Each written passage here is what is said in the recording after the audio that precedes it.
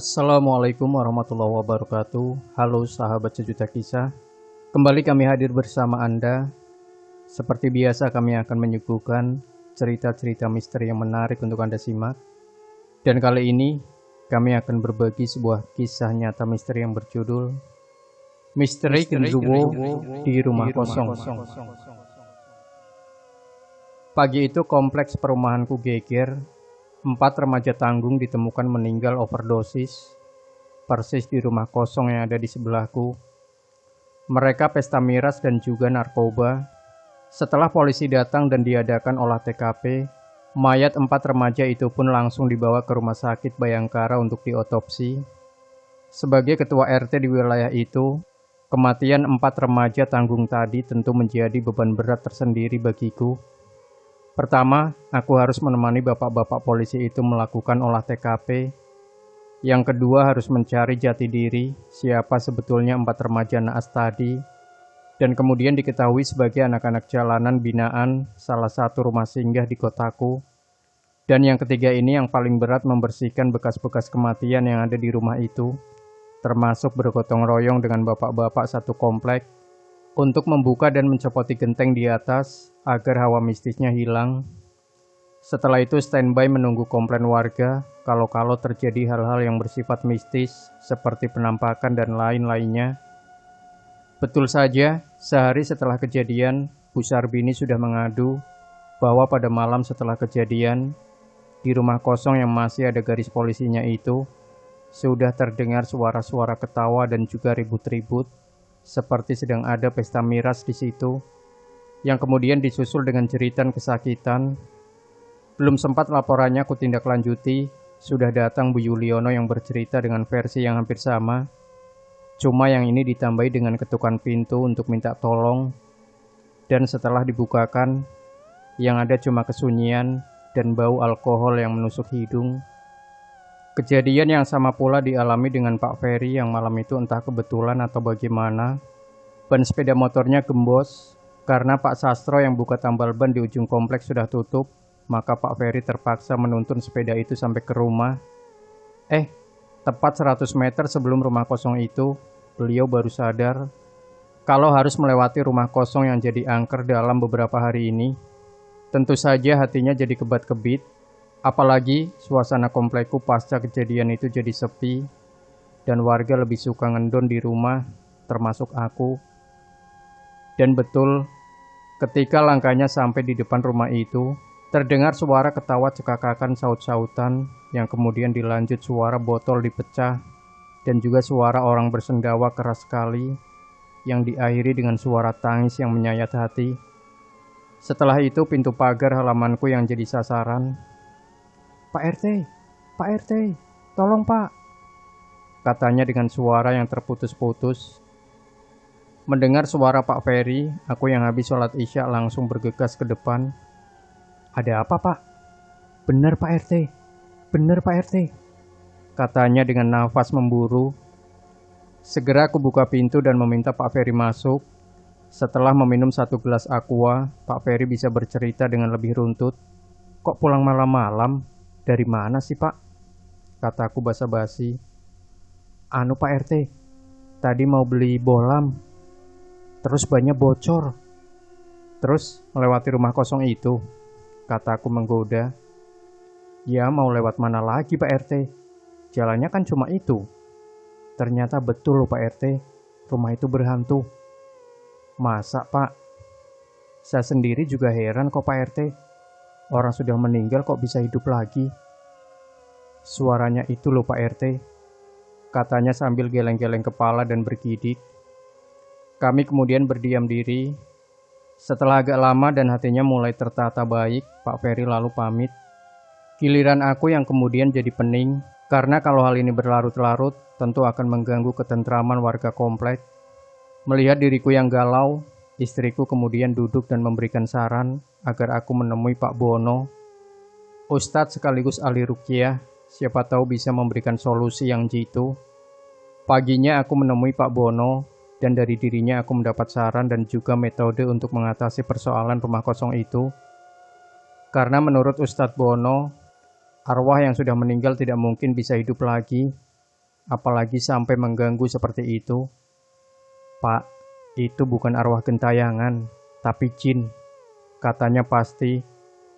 Dan jin yang berani masuk dalam dimensi manusia, sebetulnya pada posisinya yang lemah. Mendengar pesan-pesannya itu, hatiku tambah mantap. Maka setelah lepas pukul 9, aku mengambil air wudhu dan mendirikan sholat hajat 2 rakaat. Tanpa batal wudhu, aku segera mendatangi rumah kosong itu. Lewat jendela samping, aku melihat lubang yang bisa aku gunakan untuk mengintip. Suara-suara berokan itu terdengar cukup kencang. Astagfirullah. Dari lubang itu aku melihat dengan jelas yang sedang pesta miras itu bersosok seperti anaknya King Kong, besar dan berbulu. Ini yang bikin rusuh ternyata, mereka sebangsa genderuwo. Aku lalu mengumandangkan azan. Seketika terdengar jeritan kesakitan dan sambat taubat tidak kuat. Dengan berani kubuka paksa pintu butulan. Mulutku tak henti-hentinya mengucap ayat-ayat kursi dengan dengung rendah, sehingga hidungku bergetar. Menurut Ustadz Bono, dengan cara begitu, doa-doa itu memiliki daya penghancur yang lebih kuat, karena mampu menembus gelombang alfa dan theta yang menjadi pintu masuk golongan jin dan setan mengganggu manusia. Ternyata betul, terdengar suara keras seperti benda jatuh yang dibarengi dengan bau sangit. Setelah itu, cep, sunyi. Lampu senter 6 baterai kunyalakan, sorotnya yang terang menembus suasana kelam di rumah kosong itu. Bau anyir dan bau alkohol sisa kejadian itu tercium sangat keras. Tiba-tiba terdengar suara geraman yang luar biasa keras, arahnya dari ruang dapur. Mulutku kembali melantunkan ayat kursi, yang ditambah dengan bacaan kulhu geni. Ternyata betul, di dapur itu terlihat sosok seperti King Kong yang duduk melipat kaki. Tubuhnya tinggi besar hampir menyentuh langit-langit. Begitu terkena cahaya lampu senter, kepalanya terangkat. Masya Allah, matanya merah menyala, ukurannya sebesar piring makan, giginya meringis memamerkan taringnya yang sebesar celurit ukuran besar. Hah, siapa kamu? Mendengar teriakanku itu, King Kong itu berdiri, tubuhnya jadi kelihatan sangat tinggi menembus plafon. Aku mundur berapa langkah. Aku yang tunggu rumah ini. Suaranya besar mirip suara truk diesel yang sedang di-starter. Ini rumahnya manusia. Kenapa kamu tempati? Aku sudah bertempat tinggal di sini jauh sebelum rumah ini dibangun. Aku dan keluargaku tinggal di pohon randu alas yang kemudian ditebang dan dijadikan rumah ini. Oh, jadi kamu yang membuat penghuni rumah ini gantung diri dan anak-anak yang minum miras kemarin mati? Iya, tak akui, karena ini rumahku. Aku tidak rela rumahku dijadikan tempat yang tidak baik. Terus, kenapa sampean berpura-pura menjadi anak-anak malang yang kemarin meninggal karena pesta miras? Kataku dengan keras. Kasihan anak-anak itu, dikira jadi arwah yang penasaran. Supaya rumah ini tetap kosong dan tidak ada yang berani menempati. Kemudian dilanjutkan dengan sapuan keras tangannya yang sebesar tiang plafon itu ke arahku. Aku yang sudah waspada dari tadi langsung berkelit dengan langkah segitiga. Dengan langkah segitiga yang kukuasai dengan baik, serangan itu menimpa ruang kosong. Genderuwo itu makin marah.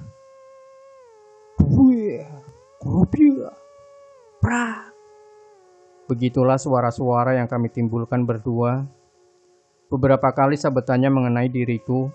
Terasa berat dan bagai diguncang puluhan pukulan Tishen rasanya. Karena merasa semakin tersudut, akhirnya aku terpaksa mengeluarkan jurusan andalan. Kakiku merendah, lenganku hampir menyentuh lantai, dan hub dibarengi dengan seruan Allahu Akbar. Kakiku lurus menghantam perutnya. Kemudian dengan gerakan menggunting, tumitku menyentuh dengan keras dagunya. Genderuwo itu terlempar. Ampun, panas, kapok. Genderuwo itu sambat-sambat minta tolong. Aku langsung berdiri tegak dengan posisi siaga. Kalau sudah kapok, malam ini juga aku minta kamu pergi dari rumah ini. Bawa anak istri dan semua kerabatmu. Bila tidak jadi, ku bikin hancur lebur dengan ayat kursi dan kulhu geni ini, ancamku. Ingat, manusia adalah makhluk ciptaan Allah yang paling sempurna.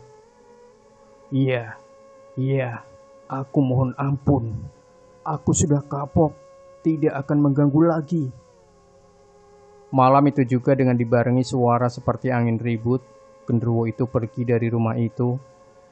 Di luar ternyata sudah penuh bapak-bapak yang bersiaga, namun tidak ada yang berani mendekat. Menurutnya pertempuranku dengan genderuwo penunggu rumah kosong itu berlangsung sangat seru. Suaranya kayak bumi yang diguncang gempa.